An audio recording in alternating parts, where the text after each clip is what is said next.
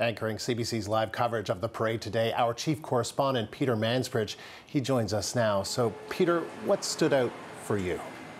Hi there, Andrew. Well, let me be honest. Earlier today, before the celebration started, we were really wondering what size of a crowd would turn up. There was nobody on the streets behind me an hour before the parade was to begin, so you had to wonder. The weather wasn't great. It was cloudy, very windy, a little bit cool.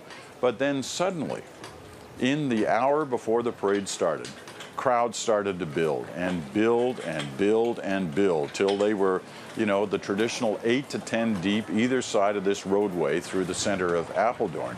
And then the thank yous really began. And it was, in some ways, I guess, for these veterans, a little like it was 70 years ago. At that time, they described the people of the Netherlands coming up to them, especially women throwing flowers, giving them hugs and kisses. One fellow describing his Jeep looking like a florist shop. He had so many flowers in it. Well, today, same kind of thing happened.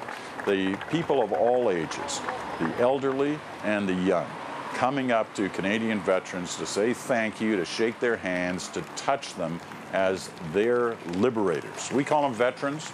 The Dutch call them liberators. They gave them their freedom back, and they came at a time that was so critical in their lives. The Dutch were literally starving by the thousands at the time Canadian troops came into Holland to liberate them in the spring of 1945. Well, here, 70 years later, they were here again to thank these fellows, now many of them in their 90s. It was a remarkable scene the Dutch never forget.